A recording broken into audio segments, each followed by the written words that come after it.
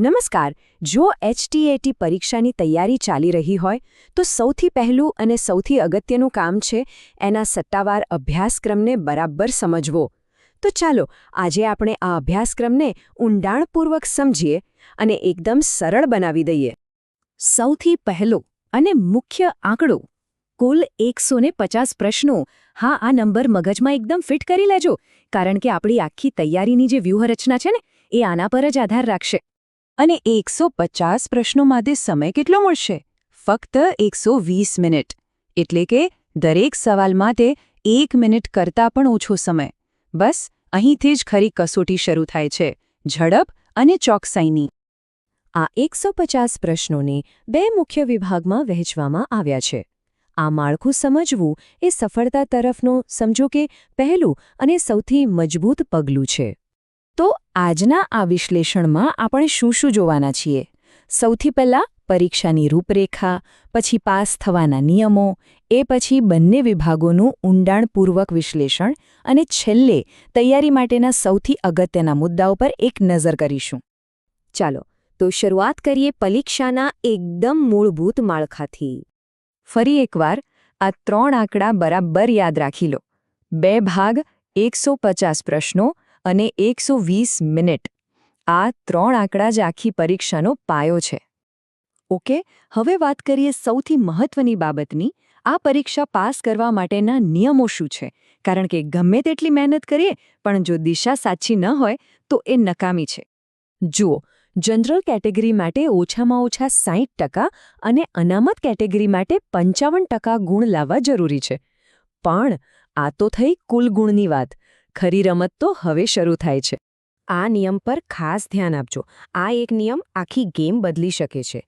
કુલ ટકાવારી તો ખરી જ, પણ એની સાથે સાથે બંને વિભાગમાં અલગ-અલગ મિનિમમ 50% ગુણ લાવવા ફરજિયાત છે.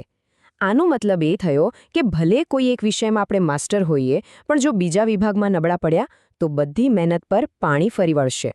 તો ચાલો હવે આપણે વિભાગ 1ના અભ્યાસક્રમનું ઊંડાણપૂર્વક વિશ્લેષણ કરીએ.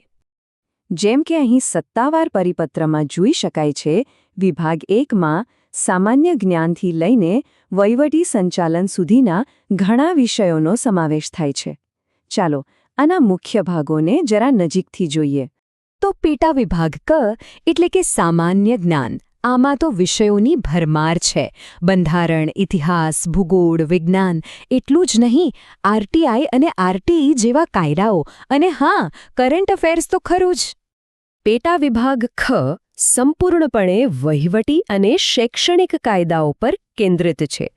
આમાં શિક્ષણ વિભાગના નિયમો અને શાળા સંચાલન જેવી બાબતોનું ઊંડાણપૂર્વકનું જ્ઞાન ખૂબ જ જરૂરી બનશે.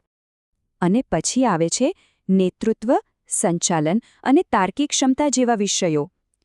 સાચું કહું ને તો હેડ ટીચરની ભૂમિકા માટે આ વિષયો સૌથી વધારે મહત્વપૂર્ણ છે. ચાલો વિભાગ 1 પછી હવે આપણે આગળ વધીએ વિભાગ 2 તરફ, જે આપણા શૈક્ષણિક જ્ઞાનની સાચી કસોટી કરશે.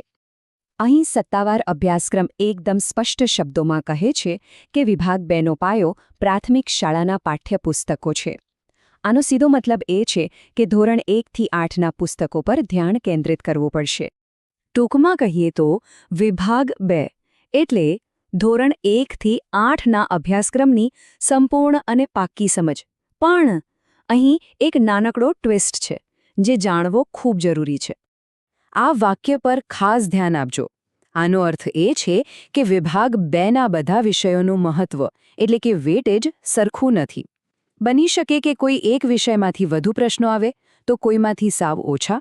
એટલે અહીં સ્માર્ટ તૈયારી કરવી પડશે. એ સમજવું પડશે કે કયા વિષય પર વધુ ધ્યાન આપવું. તો આ સમગ્ર ચર્ચામાંથી આપણે કઈ મુખ્ય બાબતો શીખ્યા? ચાલો તેને એક જ નજરમાં ફટાફટ જોઈ લઈએ. પહેલું, પરીક્ષાનું ગણિત યાદ રાખો, 150 પ્રશ્નો અને 120 મિનિટ. બીજું, પાસ થવાનો બેવડો નિયમ, કુલ ટકાવારી અને સાથે દરેક વિભાગમાં 50%. ત્રીજું, વિભાગ 1નો વ્યાપ ખૂબ મોટો છે, એને ઓછો ન આંકતા. અને ચોથું, વિભાગ 2માં સ્માર્ટ બનો, બધા વિષયોને સરખું મહત્વ આપવાની ભૂલ ન કરતા. તો આ બધું જાણ્યા પછી હવે સૌથી અગત્યનો સવાલ એ ઊભો થાય છે કે આપણી તૈયારીની વ્યૂહરચના શું હોવી જોઈએ? ક્યાંથી શરૂઆત કરવી? કયો વિષય આપણો મજબૂત પક્ષ છે અને કયા વિષય પર વધુ મહેનતની જરૂર છે? આ સવાલોના જવાબ જ સફળતાનો માર્ગ નક્કી કરશે.